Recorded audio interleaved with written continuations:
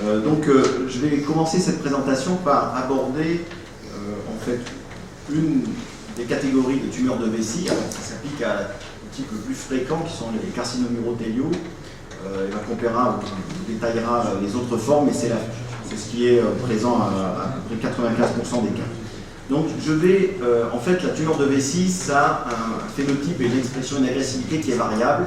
Et cette variabilité, elle en fait toute la complexité. Et elle fait aussi qu'on va avoir une prise en charge qui va dépendre de cette complexité. Alors on a globalement les tumeurs qui sont vraiment peu agressives, qui sont plutôt sur un mode de récidive mais pas de progression, c'est-à-dire qu'elles ne vont pas faire de métastase. Ce sont les petits polypes, hein, c'est un peu pour ça qu'on dit tumeur de vessie souvent et pas cancer de vessie. Et donc sur les petits polypes de la couche la plus superficielle qui sont de bas grade, qui ont tendance à revenir. Et puis, à l'opposé, on a ces tumeurs qui vont infiltrer la couche musculaire, qui est le rempart avant l'expansion métastatique.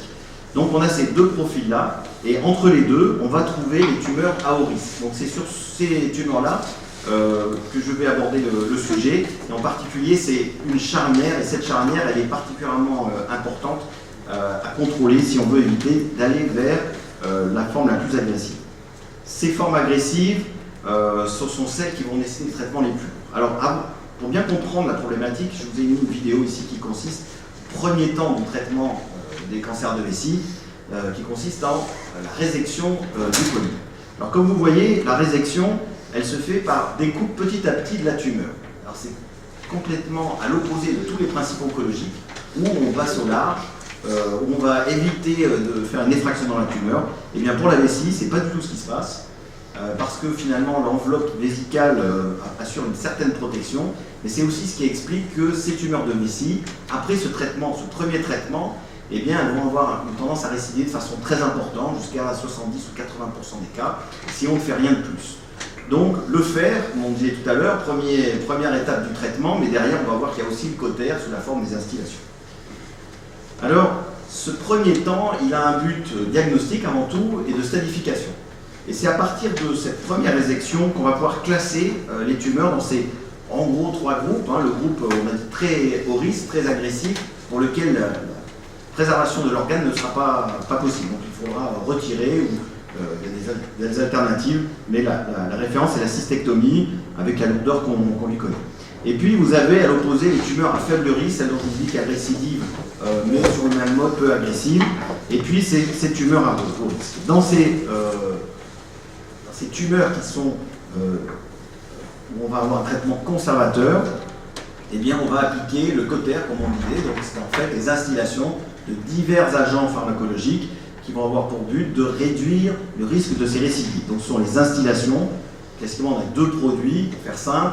On a une chimiothérapie intravésicale, c'est la mitomycine C, et on a une immunothérapie qui est à base de BCG, qui crée une cystite inflammatoire avec une réaction immunologique qui va permettre de répondre à l'agression.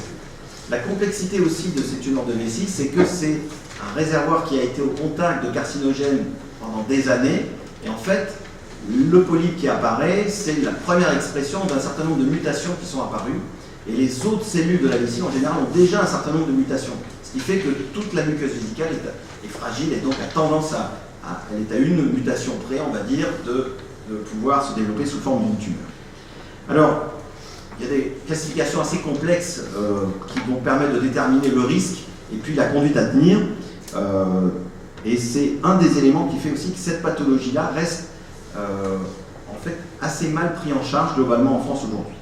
Alors si on veut réduire le risque, si on veut s'attaquer donc à ces tumeurs à haut risque, eh bien on va devoir agir globalement sur deux facteurs. On va essayer d'abord de mieux les enlever, c'est-à-dire de mieux enlever ce qu'on peut voir ou à peu près voir, et ça veut dire aussi de mieux voir. Et puis la deuxième partie, le cotère, qu'on entendait tout à l'heure, qui va être d'utiliser ces différentes drogues avec toutes les variantes qu'on développe aujourd'hui pour améliorer ça. Et puis il y a même certaines qui ont tellement de critères d'agressivité qui, même lorsqu'elles ne touchent pas le muscle, eh bien on va proposer des ablations vésicales. Alors je vais parler des deux premières. Alors la première chose, on va essayer d'éradiquer ce qu'on peut voir. Donc pour ça, on va améliorer la détection. Et puis la Et là, il y a deux outils principaux qui se sont développés au cours des années. C'est globalement des techniques de magnification des tumeurs par des colorants, par de la fluorescence. Et puis la deuxième partie, ça va être améliorer la qualité de l'exérèse en finalement renouvelant la résection avec les défauts qu'on peut imaginer, ou alors carrément en essayant de la réséquer avec les principes oncologiques, c'est-à-dire en monobloc. Alors, un des premiers outils, c'est le diagnostic photodynamique. Alors, le principe de ce traitement, il s'agit d'instiller dans la vessie 1 heure avant l'intervention, de l'acide 5-aminolevulinique qui émet une fluorescence, et ce produit va être absorbé de façon plus active par la tumeur. Et lorsque on utilise un matériel spécifique, avec des filtres spécifiques de couleur, on dit lumière bleue, eh bien, on va voir apparaître, comme sur ces images, la tumeur en rose clair et le fond en foncé, en violet. Donc ça permet de mieux voir les tumeurs, de ne pas passer à côté de ces petites tumeurs qui sont en cours de formation, car très fréquemment, dans 2 tiers des cas, elles sont multifocales au diagnostic. Ça va permettre également d'identifier une forme particulièrement agressive, qui est le carcinome in situ, qui est un carcinome blanc et qui est parfois non visible. Donc là, il y a un exemple, alors c'est un exemple qui est particulièrement frappant, mais qui est rarement aussi frappant que ça. Et bien, vous voyez à gauche, c'est un aspect en lumière blanche normale, avec le méa latéral gauche. Et bien, en passant en lumière fluorescente, on voit qu'il y a une plage rose ici qui correspond en fait à du carcinome in situ. Alors, ces techniques-là, elles ont été étudiées de façon assez importante dans des études randomisées. Et globalement, on améliore le taux de détection d'à peu près 10% grâce à cette technique-là. Et puis, surtout, ça va réduire le nombre de récidives ultérieures. On va faire en sorte qu'on aura moins souvent une récidive et que, globalement, le surcoût du matériel plus de cet ex-vix, qui est en surcoût d'ailleurs pour les établissements, eh bien, il est dans les études compensé globalement par la baisse du nombre de récidives. Il y a une deuxième technique qui est un peu plus simple à mettre en place, parce que faire une instillation 1 heure avant, avec les contraintes qu'on peut avoir au bloc opératoire, ça fait d'être plus qu'1 heure, eh bien c'est le NBI, le Narrowband Imaging, qui est une technique qui est basée en fait sur un filtrage du spectre rouge et qui globalement va permettre de changer la couleur des vaisseaux qui, au lieu d'être rouges, vont devenir vert foncé. Et donc ça va amener du contraste dans l'image, et vous voyez ici, sur l'image de gauche, c'est la lumière blanche naturelle. On voit légèrement un petit UV sur ces endroits-là. Avec le NBI, vous voyez, les vaisseaux se séparent très bien, et on voit beaucoup mieux qu'ici, il y a du CIS sur l'ensemble de la vessie. Donc on détecte, comme la technique précédente, 2 fois plus, 50% de plus de CIS. Là c'est un autre exemple, avec la possibilité, c'est un des intérêts de la technique, également d'explorer le haut appareil moyen. En termes de résultats, c'est à peu près similaire, et globalement, entre l'une et l'autre, on considère que ce qu'il faut, c'est avoir l'une ou l'autre, et pas que la lumière blanche. Voilà, l'intérêt, c'est de remplacer la lumière blanche, de l'associer en fait à une des 2 techniques. Alors, 2 problématiques sur ces techniques-là, qui sont pourtant performantes, qui apportent quelque chose. C'est que la rentabilité n'est pas visible immédiatement, c'est une rentabilité de santé publique, et que globalement, c'est des surcoûts qui sont parfois difficiles à financer aujourd'hui, en particulier pour les XIX, les établissements doivent le prendre en charge en plus. Il y a d'autres technologies, il y a beaucoup de technologies qui sont émergentes dessus, on ne va pas rentrer dans les détails, mais je vous montre par exemple Storz qui fait une technique ici de modification des couleurs pour donner du contraste et aider à la visualisation des tumeurs. C'est beaucoup moins étudié que les autres. Il y a aussi l'OCT, qui est utilisé par exemple en ophtalmologie, qui est basé sur les infrarouges, qui donne une image proche de l'échographie. Et là, on approche des techniques dans lesquelles on va faire de l'histologie in vivo. Alors donc il y a cette technique-là qui existe. Il y a également le laser confocal endomicroscopique.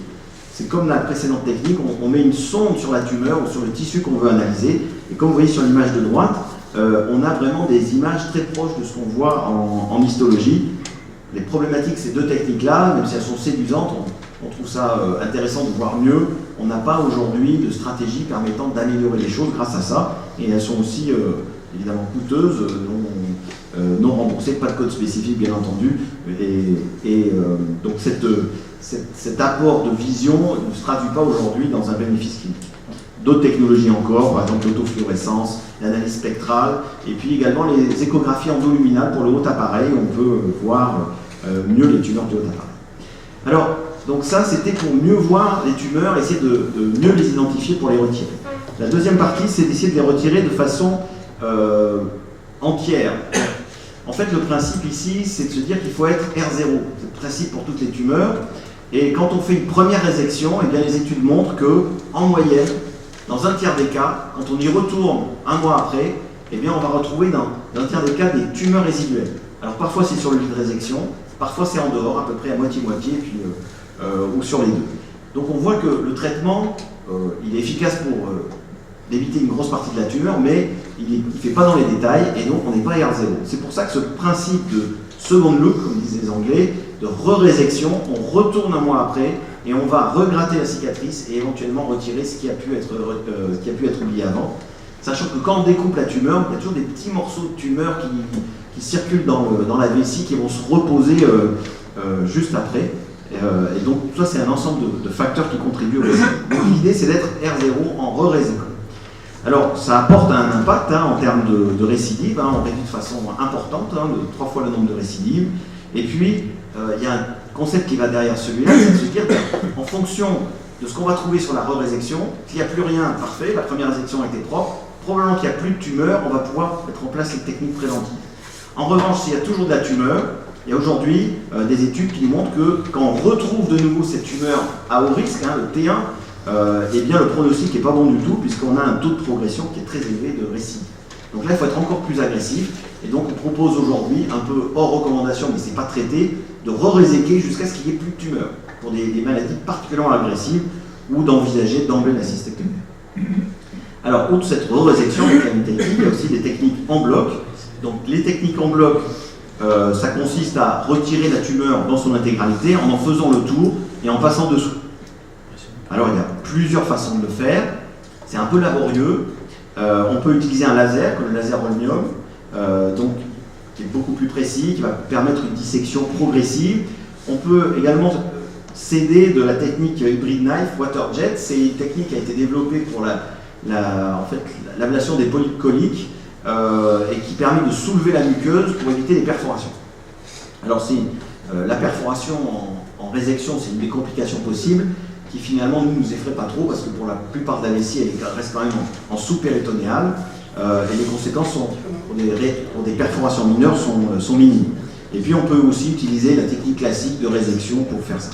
Alors je vous montre par exemple la technique hybrid knife. Vous voyez, il y a une petite tumeur, on marque le tour et on va injecter de l'eau à haute pression sous la muqueuse. Vous avez vu qu'elle se soulève et qu'une fois qu'elle est soulevée, eh bien, on va aller la découper.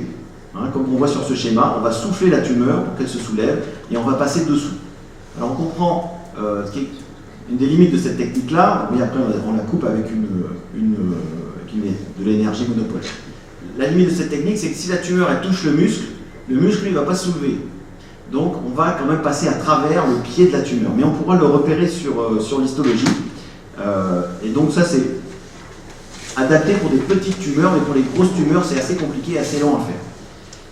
Donc l'intérêt aujourd'hui, il n'a pas été démontré de façon clinique en termes de récidive, d'aggravation, mais en revanche on va faire une meilleure stadification, on aura une plus jolie pièce. Une des limites aussi étant que des grosses tumeurs, on ne pourra pas les sortir par l'urètre sans les découper, ce qui fait perdre tout l'intérêt de la technique.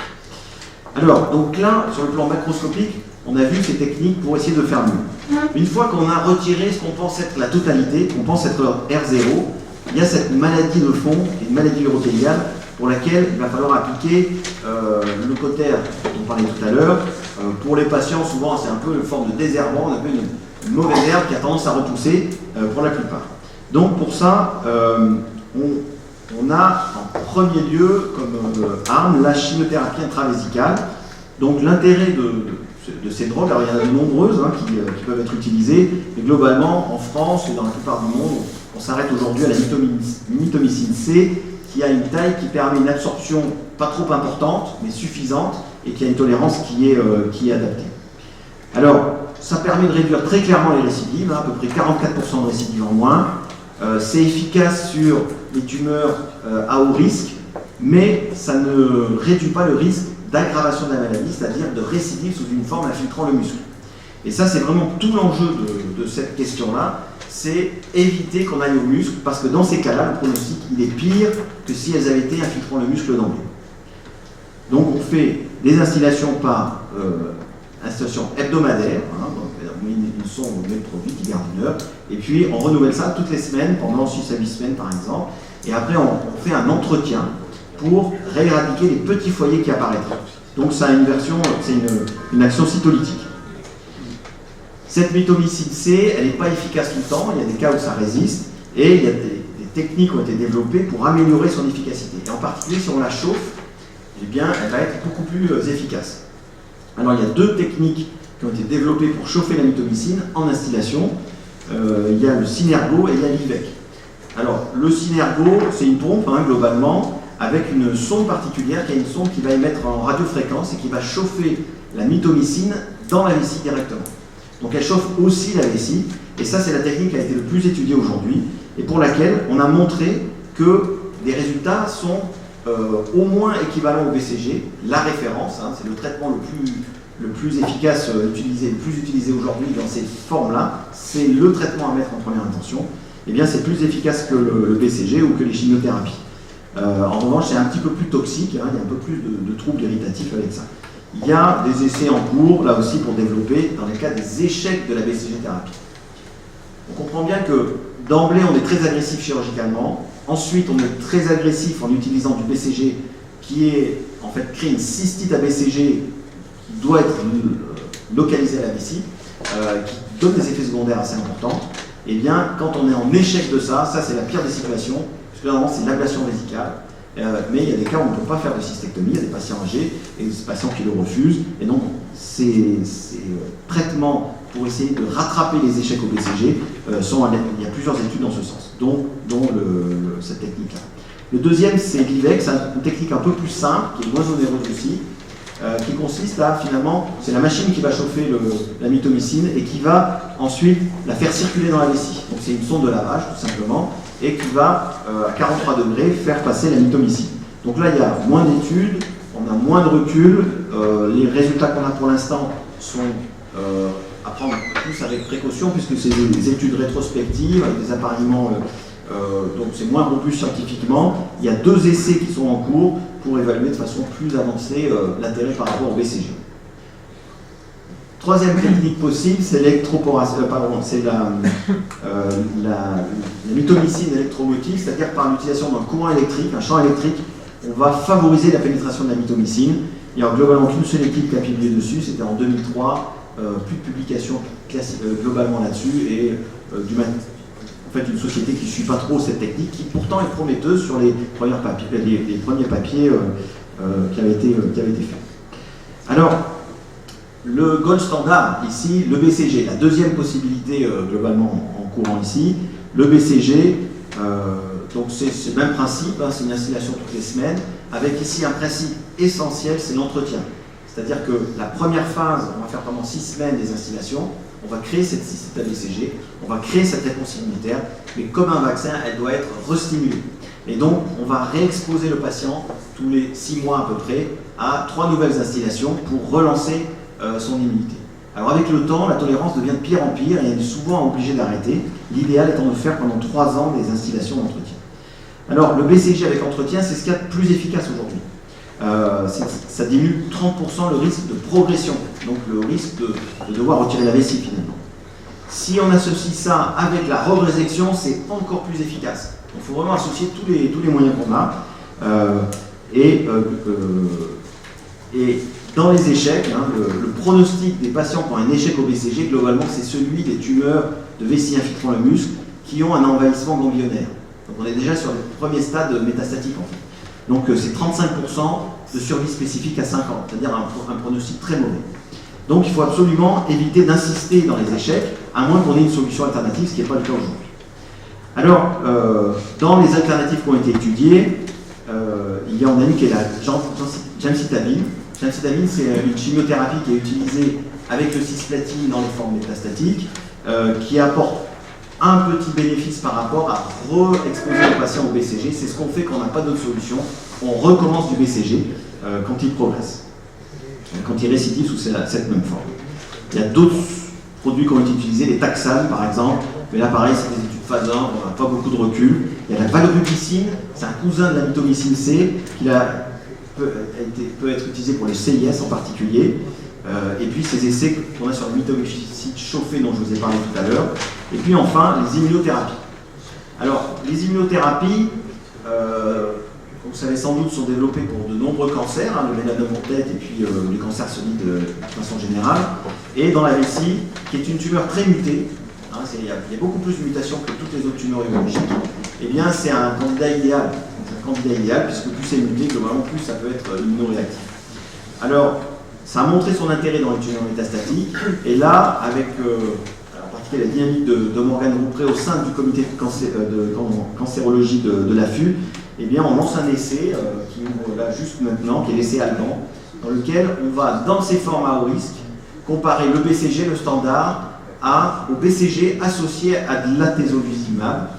Donc c'est vraiment un pas de plus dans l'agressivité, on va dire, on va faire vis-à-vis de cette tumeur, mais il y a vraiment un enjeu important de qualité de vie et de survie à long terme.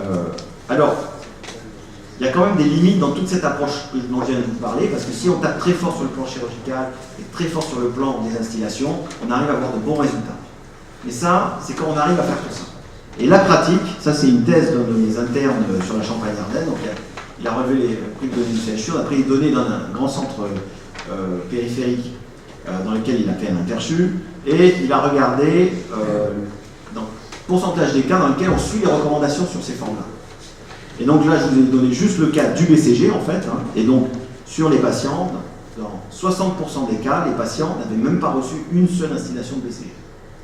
Donc, et il a relevé les facteurs, c'était ça l'originalité du travail aussi, c'est que 20% des cas, ces patients, il ne vient pas, il ne veut pas qu'on en mette. Dans 25% des cas, le patient, il est trop fragile, il est trop vieux, il est trop âgé, on a pris ça comme cause de ne pas réaliser les instillations. Il y a quelques patients, c'est à cause de la pénurie, je vais vous en parler dans un instant. Et puis, dans 50% des cas, on a mis urologue, parce qu'en fait, on n'explique pas pourquoi. Donc on pense que c'est un choix, ou l'absence de choix finalement, ou peut-être le fait de ne pas prendre conscience de la gravité que peut avoir cette maladie-là. Donc pas de cause évoquée, ce qui veut dire qu'aujourd'hui, on avait déjà des enquêtes dessus de pratique. On sait que les recommandations telles qu'on les a aujourd'hui, c'est des recommandations bien étayées, mais elles ne sont pas toujours possibles de tout appliquer. Donc il y a aussi un enjeu sur finalement la connaissance de cette maladie pour les urologues et les médecins, et un enjeu sur finalement la conviction qu'on doit avoir pour convaincre le patient d'aller jusqu'au bout de tous ces traitements pour qu'il puisse être soigné. On a eu en 2012 un incident très important, puisque le BCG, c'est un incident en fait, de l'usine de production, c'est Sanofi Pasteur, c'est une usine au Canada qui produisait le BCG pour la France, l'IMU6, et en 2012 ils ont donc dû fermer l'usine pour une remise à niveau en fait en termes des normes. L'usine a dû être reconstruite. Lorsqu'elle a été reconstruite, juste avant la fin, elle a été inondée à ce moment-là, donc elle a recommencé. Et au final, il y a eu quelques années de retard pour avoir du BCG. Alors, on a eu des BCG importés, donc ça a été assez compliqué. On a été obligé de limiter l'utilisation du BCG, et donc on n'a pas pu faire d'entretien. Eh bien, là, on a regardé au niveau du PMSI ce qui s'était passé en termes de cystectomie. Hein, parce qu'on n'a pas de données directes sur le BCG. Eh bien, on voit que de 2010 à 2012, c'est-à-dire la période avant pénurie, on a un nombre de cystectomies qui globalement est stable, voire même diminue un petit peu. Et à partir de 2013, 2014, 2015, on a vu le nombre de cystectomies augmenter. Alors, on ne peut pas faire de lien de cause à effet direct, mais on a observé ça. On a observé également que le nombre de résections qui étaient en augmentation liées au vieillissement de la population est passé en gros de 1,5% de plus par an à 3% de plus par an. Voilà, donc il y a des petits signes comme ça qui, sur le simple fait d'avoir des difficultés d'approvisionnement, peut avoir un impact de santé publique important.